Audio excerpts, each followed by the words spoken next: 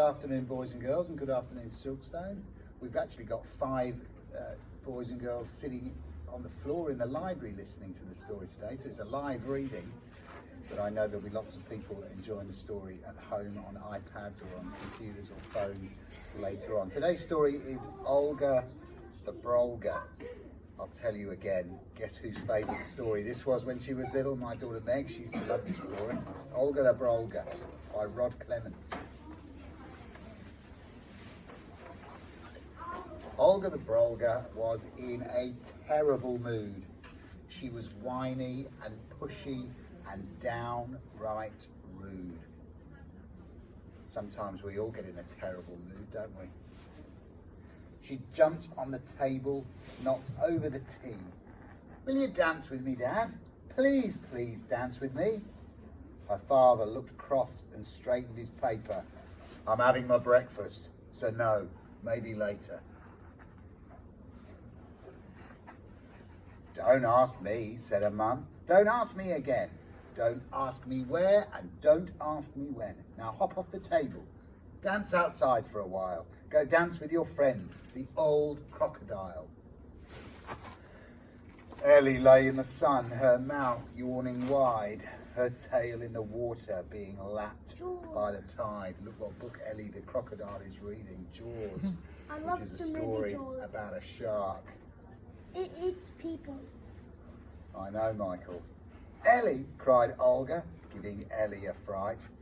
"Your tummy's too big and your skin is too tight. You must dance with me. We'll go jiving and grooving." "No," replied Ellie.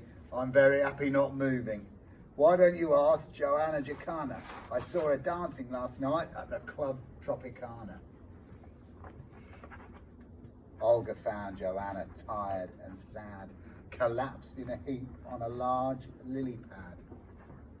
Walking on water is hard enough, but dancing on water, oh boy, that was tough.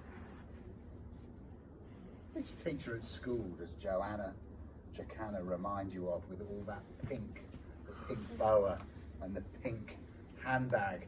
What do you think, Ava? Mrs. Pink. Miss Pink, yes. And the flowers. "Let's dance together out here on the marsh," Olga honked in a voice both loud and harsh. "Not today," said Joanna, barely raising her head. "Maybe tomorrow, when I get out of bed." What? That's happening. "I want to dance now. I want to flap, kick and jump." "Well, don't jump on me," said a small brown lump. Lily the Longneck popped out her head. "I'm a turtle, not a dance floor. Try a log instead." Olga rose from the deep, feeling wet and dejected. Her plans for her dance had been rudely rejected. Her shouting, her nagging had all gone unheeded. She must try something else to get what she needed. I wonder if anybody sitting at home can guess what Olga the Brolga might try and do to get what she needs. Olga stood on one leg and thought for a while, then paused and smiled, a shy little smile. She danced alone, slowly at first, then faster and faster, till she thought she would burst. She kicked, she flapped, she flew through the air. Everyone passing stopped to stare. Olga stayed silent. She said not a word. Sometimes it's better to be seen and not heard. Soon a crowd gathered. They picked up the beat.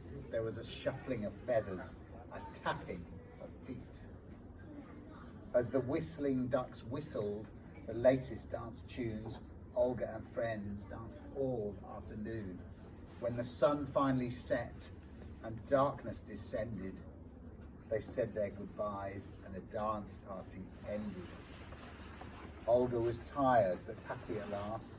She'd got what she wanted without having to ask. And that, ladies and gentlemen, boys and girls, is the story of Olga the Brolga. So have a lovely evening, everybody at home. Have a good afternoon, boys and girls sitting with me. You might wonder who often records me reading. It's Mrs. Weiss. She's sitting up there, so thank you, Mrs. Weiss, for You're welcome. recording. Mrs. Weiss has offered to read a story one afternoon, so you might hear her voice on YouTube or the Facebook page. Thanks, everybody.